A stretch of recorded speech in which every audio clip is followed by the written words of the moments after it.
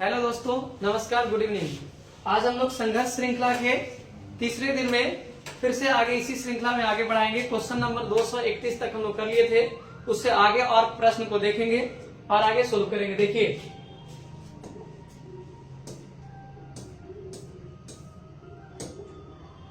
चलिए जल्दी से हम लोग आगे इस श्रृंखला को आगे बढ़ाते हैं।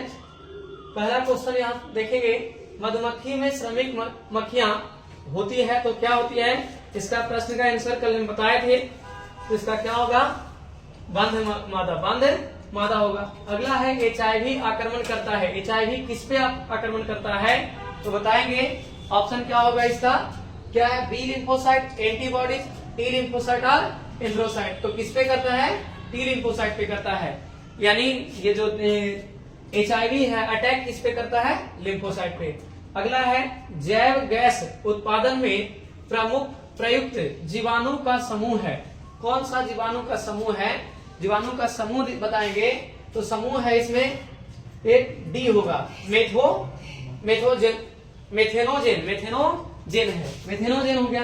अगला है, अफीम व हीरोइन किससे प्राप्त होता है? अफीम और हीरोइन किससे प्राप्त होता है?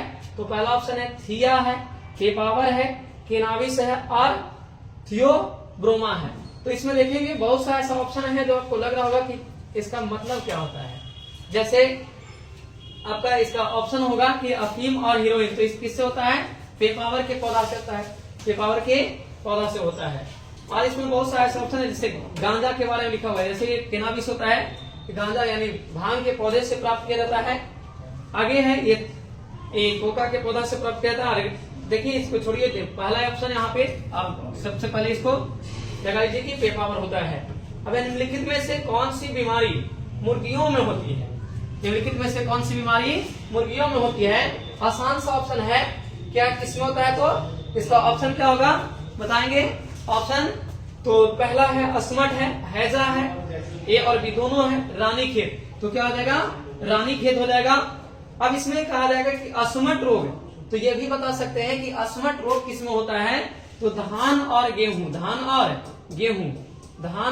में अस्मट रोग होता है, तो ये भी याद रखेंगे। नेक्स्ट है, स्ट्रेप्टोकाइनेज का उपयोग किया जाता है। स्ट्रेप्टोकाइनेज का उपयोग क्यों किया जाता है, किस लिए किया जाता है? तो क्लॉट बस्टर में किया जाता है। किसमें किया जाता है? क्लॉट बस्टर में किया जाता है बच्चे। ठीक है, नेक्स्ट स्लाइड की ओर चलते हैं। अंतःप्रजनन अवसाद से होता है। अंतःप्रजनन अवसाद से क्या होता है? अंतःप्रजनन अवसाद से क्या होता है? क्या जनन क्षमता घट जाती है, उत्पादन कम हो जाता है, या दोनों होता है, या समयुग्मता बढ़ता है? तो यह का ऑप्शन सही होगा? इसका ऑप्शन सही होगा दोनों, यानी जनन क्षमता भी कम जाता है और उत्पादन कम हो जाता है, यानी सी ऑप्शन सही है बच्चे। आगे नेक्स्ट चलते हैं, ऑन्कोलॉजी किसका अध्ययन है? ऑन्कोलॉजी किसका अध्ययन है? क्या कैंसर का अध्ययन है, ऑन्कोजीन का अध्ययन है, ए और बी दोनों, या जीवाणु का अध्ययन है? किसका अध्ययन है? तो इसमें सीधा सा ऑप्शन हो जाएगा, कैंसर के अध्ययन को क्या कहते हैं? तो ऑन्कोलॉजी कहते हैं। ऑन्कोजीन क्या होता है? तो ऑन्कोजीन जो कैंसर उत्पन्न करने वाले जीन होते हैं उसे ऑन्कोजीन कहते हैं। समझे? आगे है, गोबर गैस का एक प्रमुख घटक है। गोबर गैस का एक प्रमुख घटक है। यहाँ पे अगर सिर्फ प्रमुख हटा दिया जाए तो ऑप्शन चेंज हो जाएगा।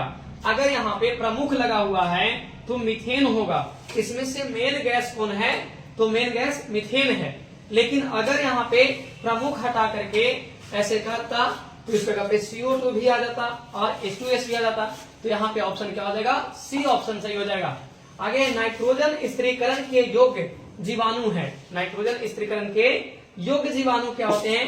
तो यूजोबैक्टर है, अगला है क्लोस्ट्रीडियम है, राइजोबियम है, यानी और डी ऑप्शन है सभी। तो कह रहा है कि नाइट्रोजन को स्थिरीकरण के लिए कौन कौन सा योग्य जीवाणु होता है? तो इसमें सभी हो जाएगा, यानी तीनों जो बैक्टीरिया इसमें है वह तीनों के तीनों बैक्टीरिया क्या है? नाइट्रोजन स्थिरीकरण के लिए योग्य है। नेक्स्ट है, बुचेरिया बैनक्रॉफ्टी आदमी में फाइलेरिया रोग पैदा करता है, यह किस समूह का है? यानी पूछ रहा है कि फाइलेरिया उत्पन्न करने वाले जो बुचेरिया है वह किस समूह का है? जीवाणु का है, या कवक का है, या वायरस का है या प्रोटोजोआ का है। तो इसमें पूछ रहा है कि प्रोटोजोआ है या जीवाणु है या फिर नेक्स्ट कह रहा है कि विषाणु है, हेलमिंथ है। तो क्या होगा ऑप्शन इसमें? इसमें होगा, इसमें प्रोटोजोआ होगा। क्या होगा? प्रोटोजोआ होगा। आगे आगे चलते हैं। निम्न में से कौन वायरस से होने वाला बीमारी है? निम्न में से कौन वायरस से होने वाला बीमारी है? तो यहाँ पे लिखा हुआ मम्स। मम्स को हिंदी में कहते हैं गलसुआ। क्या कहते हैं? गलसुआ। हिंदी में क्या होता है? गलसुआ। जो हम लोग बोलचाल की भाषा में क्या कहते हैं? गलफुल्ली रोग कहते हैं बच्चे। आगे है ठीक दूसरा ऑप्शन इन्फ्लुएंजा और डिप्थेरिया। और क्या है? यह है ऑप्शन दिख नहीं रहा है, लेकिन इसका ऑप्शन तो इधर ही है। फिर देखते हैं। तो कह रहा है कि कौन सा वायरस से होने वाला बीमारी है? तो वायरस से होने वाला बीमारी इसमें हो जाएगा। कौन सा बीमारी है? C option. सी ऑप्शन तो होगा ही नहीं।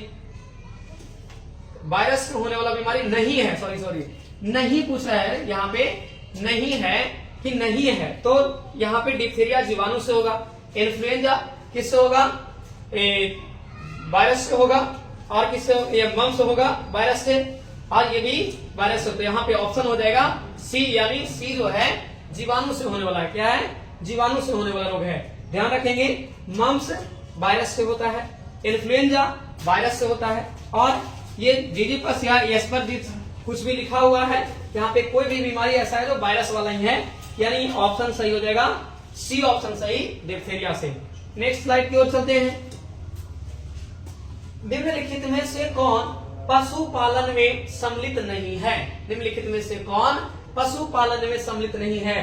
क्या मधुमक्खी पालन, क्या कुक्कुट पालन, मत्स्यिकी या कार्बनिक खेती? ऑप्शन बताएंगे क्या होगा ऑप्शन? तो 4 ऑप्शन है इसमें। कौन सा होगा? कार्बनिक खेती, यानी मधुमक्खी पालन भी हम लोग पशुपालन के अंतर्गत करते हैं।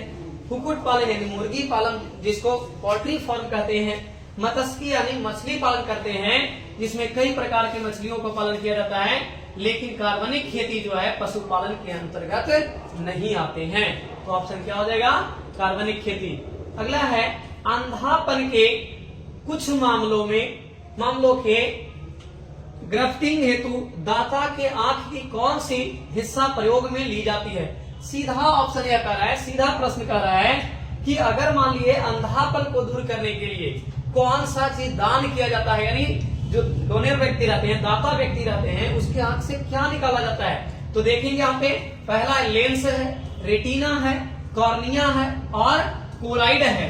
तो आप पहले से ही जानते होंगे, 10th क्लास से ही जानते हैं कि कॉर्निया को ही दान किया जाता है। यानी नेत्रदान में किसे दान किया जाता है? तो कॉर्निया को दान किया जाता है। यहाँ पे सी ऑप्शन सही होगा। कौन सा ऑप्शन? सी ऑप्शन सही होगा। आगे है गोल्डन सुनहरा धान में कौन सा विटामिन होता है? यानी यहाँ पे विटामिन के बारे में पूछ रहा है। निम्नलिखित पाया जाता है, यानी कौन सा विटामिन निम्नलिखित पाया जाता है? तो कौन सा इसमें होता है? विटामिन B2 है, विटामिन A है, विटामिन D है और विटामिन C है। तो आपको पता होगा कि विटामिन A जो गोल्डन राइस होता है, सुनहरा धान जिसको कहते हैं, उसे क्या कहा जाता है? उसमें कौन सा विटामिन? को विटामिन A होता है। आगे है एलिफेंटेंसिस का कारक है। एलिफेंटेंसिस का कारक क्या है? एलिफेंटेंसिस का कारक क्या है? आप लोग बताएंगे कमेंट में। एस्केरेसिस है, टीनिया है, बुचेरिया है और एंट अमीबा है। तो इसका क्या हो जाएगा ऑप्शन सही? सी ऑप्शन सही है बच्चे, सी ऑप्शन सही है, बुचेरिया। यहाँ पे जितने भी लिखे होंगे हैं वो सभी क्या हैं? प्रोटोजोआ हैं। एक इसके बारे में आप बता सकते हैं, एंट अमीबा के बारे में पूछा जाता है। एंट अमीबा जो है, यह एंट अमीबा किसका कारक है? कौन सा रोग होता है एंट अमीबा से? आप लोग बताएंगे कमेंट में। तो डायरिया। क्या? डायरिया। जो डायरिया रोग होता है या पेचिस इसको कहते हैं, इसमें एंट अमीबा हिस्टोलिटिका नामक क्या होता है? प्रोटोजोआ पाया जाता है। उसी से क्या होता है? डायरिया होता है। तो यहाँ पे क्या ऑप्शन सही है? सी ऑप्शन सही है। बुचेरिया जो है प्रोटोजोआ है, यह रोग के कारक है। आगे बायोगैस में होते हैं, बायोगैस में क्या होते हैं? यहाँ पे ध्यान देंगे। ध्यान देने वाली बात इसलिए है कि अगर यहाँ पे बायोगैस में प्रमुख लगा होता कि प्रमुख बायोगैस में कौन सा होता है? बायोगैस में प्रमुख कौन सा होता है, तो यहाँ पे आंसर बदल जाता, लेकिन यहाँ पे क्या नहीं लगा हुआ है, प्रमुख नहीं लगा हुआ है। पूछ रहा है कि बायोगैस में कौन कौन से गैस होते हैं, तो CO2 भी होता है, H2S भी होता है और CH4 भी होता है, यानी डी ऑप्शन सही है, डी ऑप्शन सही है। अगर यहाँ पे प्रमुख लगता तो आप लोग बताएंगे कि प्रमुख लगता तो क्या होता, इसमें प्रमुख लगता तो CH4 सिर्फ होता, क्या होता है, CH4, यानी मीथेन जो होता है बायोगैस में मेन होता है। ऐसे यहाँ पे तीनों हो जाएगा, यानी डी ऑप्शन इसका सही हो जाएगा। आगे, प्रत्येक पादप कोशिका से पूर्ण पौधा बन सकता है, इस क्षमता को कहते हैं, यानी प्रत्येक पादप से पूर्ण, यानी कोशिका से पूरा पौधा बन जाए तो उसे क्या कहते हैं, क्या क्लोनिंग कहते हैं या सोमा क्लोनन कहते हैं, या इनमें सभी, या टोटिपोटेंसी कहते हैं। तो सीधा ऑप्शन सा हो जाएगा टोटिपोटेंसी, यानी टोटिपोटेंसी जो प्रोसेस है इसमें क्या होता है, तो एक छोटी सी कोशिका से पूर्ण पादप बन जाता है, पूर्ण पादप बन जाता है। क्लोनिंग से यह प्रतिलिपिकरण किया जाता है, नए पौधे बनाए जाते हैं। आगे सोमा क्लोनल तो जानते ही हैं, उत्तक संवर्धन, उत्तक संवर्धन से जो पौधा बनता है उसे क्या कहा जाता है, सोमा क्लोनल कहा जाता है। आगे नेक्स्ट क्वेश्चन की ओर चलते हैं। नेक्स्ट क्वेश्चन है पास्चराइजेशन में गर्म करते हैं, क्वेश्चन यहाँ देख लीजिए, आगे ऑप्शन अगले स्लाइड में है। पास्चराइजेशन में गर्म क्या करते हैं, क्या गर्म किया जाता है, आखिर पास्चराइजेशन किया क्यों जाता है, पास्चराइजेशन किया क्यों जाता है, पहले ये क्वेश्चन बताएंगे कि पास्चराइजेशन क्यों किया जाता है। पास्चराइजेशन किया जाता है भोजन को या फिर पेय पदार्थों को, जो पीने वाले पदार्थ है उसे सुरक्षित रखने के लिए, प्रिजर्व करने के लिए पास्चराइजेशन किया जाता है।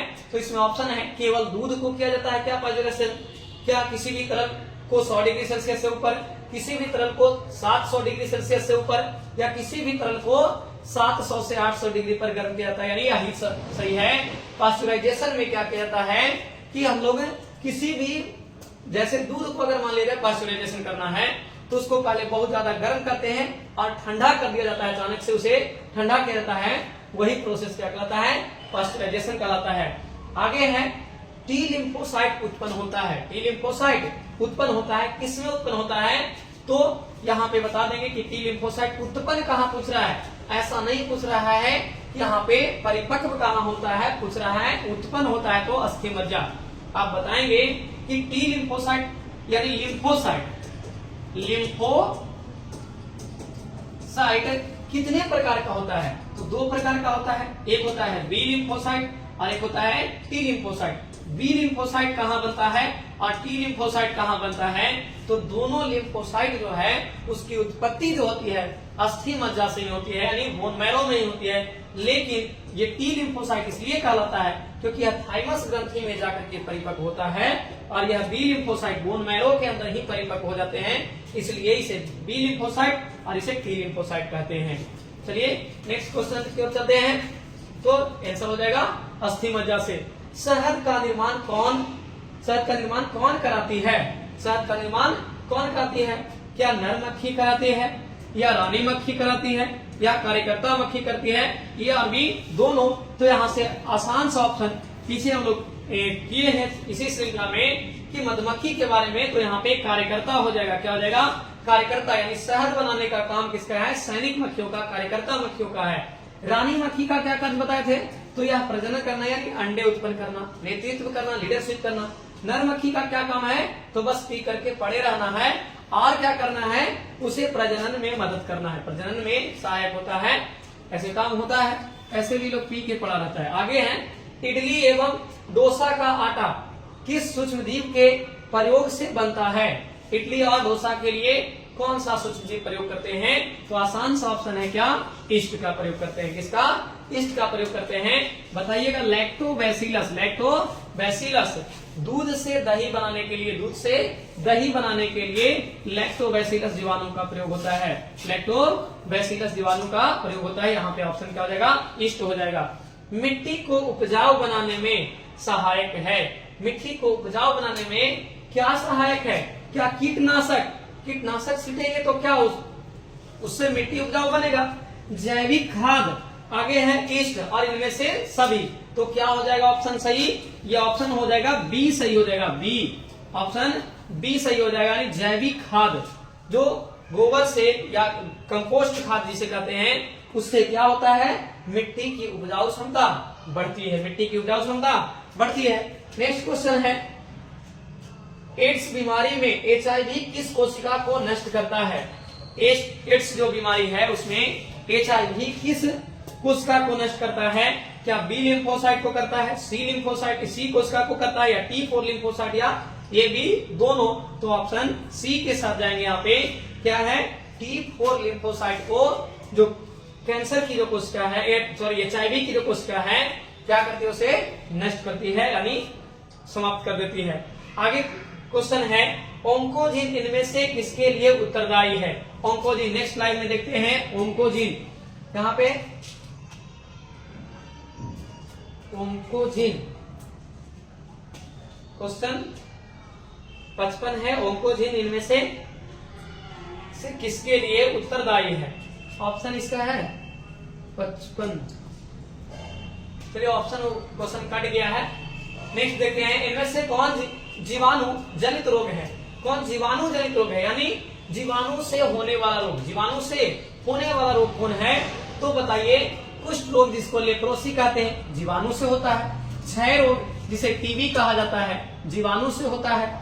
और क्या है, हैजा जो विब्रियो कॉलरी नामक जीवाणु से होता है, ये भी क्या है, जीवाणु से ही होता है। यानी चारों का चारों ऑप्शन सही है, यानी इनमें से सभी हो जाएगा ऑप्शन सही, इनमें से सभी हो जाएगा, डी ऑप्शन सही हो जाएगा। यानी इसमें से सभी रोग जो हैं जीवाणु जनित रोग हैं। यहीं पे बताते चलेंगे कि क्षय रोग जो है, यानी जिसको हम लोग टीबी कहते हैं, तपेदिक कहते हैं, बता सकते हैं टीबी किस जीवाणु से होता है, टीबी किस जीवाणु से होता है?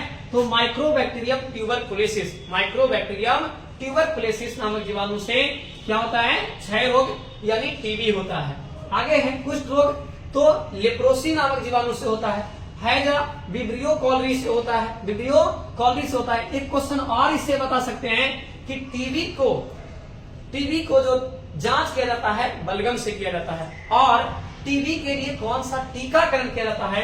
तो आप लोग कमेंट में बताएंगे इसे कि टीबी के लिए कौन सा टीकाकरण किया जाता है, कौन सा टीका लगाया जाता है? तो टीबी के लिए BCG का टीका, BCG इसको bacillus climate urine, bacillus climate urine कहते हैं। BCG का टीका लगाया जाता है टीबी के लिए, याद रखेंगे। आगे है मलेरिया रोग वाहक है, यहाँ मालूम नहीं, वाहक होगा, वाहक। मलेरिया रोग वाहक है। मलेरिया का वाहक कौन है, किससे मलेरिया उत्पन्न होता है? तो यहाँ पे दिया हुआ है नरकिलेक्स, नहीं ये भी नहीं होगा, मादा एनोफिलीज, मादा एनोफिलीज जो है इसी से मलेरिया होता है। बी ऑप्शन सही है, बी ऑप्शन। अब नर एनोफिलीज है, ये नर एनोफिलीज तो कुछ करता ही नहीं है, यह फल के रस को चूसता है, फल के रस से अपना पेट भरता है। यह जो है खून को नहीं चूसता है, खून को नहीं चूसता है। लेकिन मादा, आप जानते हैं लेडीज यहाँ पे है, क्या है, लेडीज है, यानी मादा जो है यह रक्त को चूसती है। यानी यहाँ पे मादा एनोफिलीज मच्छर जो है वह क्या हो जाएगा, तो हो जाएगा मलेरिया के वाहक, मलेरिया के वाहक हो जाएगा। नेक्स्ट प्रश्न की ओर चलते हैं, क्या होगा नेक्स्ट प्रश्न में? बीटी कॉटन किससे प्रतिरोधी है, किससे प्रतिरोधी है? यानी बीटी कॉटन किस लिए उपयोग किया जाता है? तो यहाँ पे क्या हो जाएगा, कीट, क्या हो जाएगा, कीट हो जाएगा। ए ऑप्शन सही है। आगे अनुवांशिकी अभियांत्रिकी में प्रयुक्त आणविक कैंची है। अनुवांशिक इंजीनियरिंग में किसको उपयोग किया जाता है? कैंची के रूप में, यानी कैंची के रूप में उपयोग किया जाता है। क्या डीएनए लाइगेज है, क्या डीएनए पॉलीमरेज है, क्या हेलिकेज है, या फिर डिस्ट्रक्शन एंडोन्यूक्लिएज है?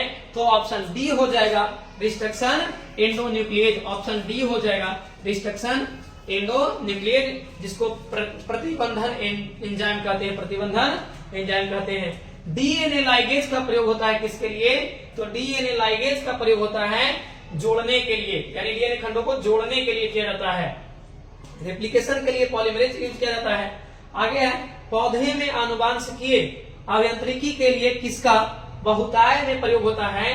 यानी आनुवांशिकी के लिए सबसे ज्यादा उपयोग किसका होता है? एग्रोबैक्टीरियम ट्यूमेफेंसियंस, एग्रोबैक्टीरियम ट्यूमेफेंसियंस पहला ऑप्शन ही सही है, यानी ए ऑप्शन सही है। आगे है कि पीसीआर निम्न के लिए आवश्यक है। पीसीआर निम्न के लिए आवश्यक है। किसके लिए आवश्यक है? तो ऑप्शन हो जाएगा, ऑप्शन यहाँ पे बी सही है, डीएनए संवर्धन। डीएनए संवर्धन, डीएनए संवर्धन। नेक्स्ट देखते हैं। नेक्स्ट, बॉरलॉग ने किसकी नई प्रजाति विकसित की थी? नॉर्मन बॉरलॉग की बात किया जा रहा है। आप जानते होंगे कि हरित क्रांति के जन्मदाता कहा जाता है इन्हें। यानी भारत में अगर कहा जाए कि हरित क्रांति के दाता कौन है, हरित क्रांति को लाने वाले कौन है, तो doctor MS Swaminathan. Doctor MS Swaminathan जो है भारत में हरित क्रांति के जनक माने जाते हैं। यहाँ पे डॉक्टर नॉर्मन बोरलॉग की बात किया जा रहा है, तो किसके लिए यहाँ पे कौन सा प्रजाति विकसित किए थे? तो ये गेहूं की प्रजाति विकसित किए थे, गेहूं की प्रजाति विकसित किए थे। और आगे है जीएम पादप का फायदा है, जीएम पादप का फायदा है। यानी यहाँ पे ऑप्शन क्या हो जाएगा? तो ऑप्शन सूखा में रह सकता है, खनिज अवशोषण को नियंत्रित कर सकता है, रोग प्रतिरोधक होता है, या सभी। तो क्या हो जाएगा? डी ऑप्शन सही हो जाएगा। यहाँ पे डी ऑप्शन सही हो जाएगा। अगला क्वेश्चन है, एलिसा है। एलिसा क्या है? एलिसा क्या है? क्या आणविक कैंची है? एड्स की जांच की जाती है? दोनों या इनमें से कोई नहीं? तो एड्स एक प्रकार की जांच है, एक प्रकार की जांच है बच्चे। जो एड्स किसके लिए? तो यह जांच किया जाता है एड्स के लिए, एलिसा जांच किया जाता है एड्स के लिए, एलिसा जांच किया जाता है। आगे देखते हैं कि ट्रांसजेनिक जंतु उपयोगी है। ट्रांसजेनिक जंतु उपयोगी है, किसके लिए उपयोगी है? ट्रांसजेनिक जंतु किसके लिए उपयोगी है? ऑप्शन बताएंगे, रोग अध्ययन में, क्या रोग अध्ययन में, टीका जांच में, उत्पादन उत्पन्न करने में, या डी सभी। तो क्या ऑप्शन सही हो जाएगा? डी ऑप्शन हो जाएगा सही, इनमें से सभी, इनमें से सभी। आगे है, टी आई प्लाज्मिड किसमें पाया जाता है? टी आई प्लाज्मिड किसमें पाया जाता है? तो टी आई प्लाज्मिड पाया जाता है, जैसे यहाँ पे लिखा, एग्रोबैक्टीरियम ट्यूमेफेसियंस, ई कोलाई में, बी कोलाई में, इनमें से सभी। तो क्या ऑप्शन सही हो जाएगा? ए ऑप्शन सही हो जाएगा। एग्रोबैक्टीरियम में टी आई प्लाज्मिड होता है। आगे है क्वेश्चन, एगारोज किससे प्राप्त किया जाता है? एगारोज किससे प्राप्त किया जाता है? आगे देखेंगे ऑप्शन कि एगारोज किससे प्राप्त होता है। क्या समुद्री घास से, मक्का से और साइविन से? इनमें से कोई नहीं। तो ऑप्शन ए सही है, समुद्री घास से, समुद्री घास से एगारोज प्राप्त किया जाता है। प्रथम ट्रांसजेनिक फसल, प्रथम ट्रांसजेनिक फसल कौन है? प्रथम ट्रांसजेनिक फसल इसमें से कौन है? क्या रुई है, क्या मटर है, और तंबाकू है, और फ्लेक्स है? तो ऑप्शन क्या हो जाएगा? सी सही हो जाएगा, तंबाकू है। तंबाकू है जो प्रथम ट्रांसजेनिक फसल है। नेक्स्ट प्रश्न है, लास्ट प्रश्न की ओर चलते हैं कि जानवर का उदाहरण है, जानवर ट्रांसजेनिक जानवर का उदाहरण है, ट्रांसजेनिक जानवर का उदाहरण है। देखते हैं अगले स्लाइड में, इसका ऑप्शन ही नहीं है। चलिए बस इतना तक ही, प्रथम ट्रांसजेनिक फसल तक यहाँ, यानी 268 नंबर तक, बस यहीं तक प्रश्न करते हैं। नेक्स्ट वीडियो में आगे आएंगे और यहाँ से आगे कराया जाएगा, ये प्रश्न आगे कराया जाएगा नेक्स्ट वीडियो में। ठीक है, थैंक यू।